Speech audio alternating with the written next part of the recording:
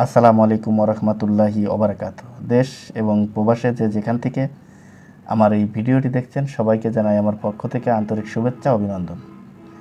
দর্শক, কয়দিন ধরে ফেসবুক খুললেই দেখা যাচ্ছে যে তরমুজের পর এবার গরুর গোশ বয়কট করুন। এই বয়কট করতে করতে মুখে পুরো ফেনা তুলে ফেলছে। আপনারা জানেন যে তরমুজের দাম বৃদ্ধি হওয়ার কারণে ফেসবুকে, ইউটিউবের, সোশ্যাল মিডিয়ায় তরমুজ বয়কটের ডাক দিয়েছিল সাধারণ জনগণ। এখন তরমুজের দাম কমে যাওয়ার পর থেকে এখন আবার দেখছি যে তরমুজের পর এবার গরুর গোশ বয়কট করুন। আসলে কি তরমুজের দাম কি বয়কট করার কারণে কমে গিয়েছিল?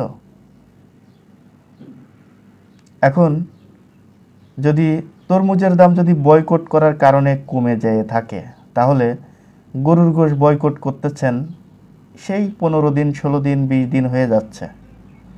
তাহলে গরুর গোশ বয়কট করার কারণে গরুর গোশের দাম কমার কথা তো, কিন্তু না কমে সেটিতে আরও বাড়তেছে। কারণ কি?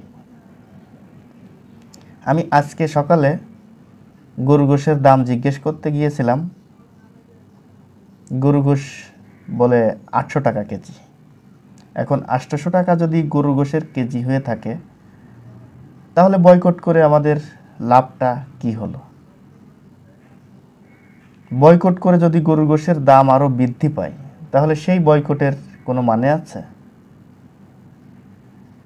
সব জায়গায় অবশ্যই 800 টাকা কেজি না, কিছু কিছু জায়গায় 750 টাকা কেজি, অর্থাৎ 750 টাকা কেজি বিক্রি হচ্ছে। এখন সেই 750 টাকা, 800 টাকা কেজি যদি গরু গোশ কিনে খেতে হয়, তাহলে যারা মাস গেলে 10 থেকে 12,000 টাকা বেতন পায়, তারা কি 1 কেজি গরু গোশ 1 মাসে মধ্যে কিনে খেতে পারবে? কোনোভাবেই কি কিনে খেতে পারবে? সম্ভব না। আবার কেউ যদি আধা কেজি গরু গোশ কিনতে যায়, সে আধা কেজি গরু গোশ এখন বিক্রি করতে চান না। তাহলে এই যে দ্রব্যমূল্যর যে ঊর্ধ্বগতি, এই দ্রব্যমূল্যর ঊর্ধ্বগতি কিভাবে দাম কমাবেন? বয়কট করে দাম কমাতে পারবেন? এই ধরনের বাউতাবাজি স্ট্যাটাস ফেসবুকে, সোশ্যাল মিডিয়ায় না দিয়ে আমাদের দেশের সরকারকে বয়কট করুন। নির্বাচন আপনারা বয়কট করেছিলেন। নির্বাচনের মাঠে ভোট কেন্দ্রে কোনো লোক যায় নাই, কোনো লাইন নাই, কোনো সিরিয়াল নাই। 11টা 12টা বাজতে বাজতেই ভোট কেন্দ্রগুলো ফাঁকা। সর্বোচ্চ 5% ভোট পড়েছে। আপনারা দেখেছেন যে নির্বাচন বয়কট করেছেন আপনারা, কিন্তু 42% ভোট কাস্টিং দেখাই দিয়েছে নির্বাচন কমিশন। তাহলে আপনারা বয়কট করে কোনো লাভ আছে? এই সরকারের কোনো কিছু আসা যায়?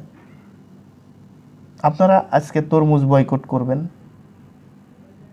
বড় লোকরা মজা করে খাবে।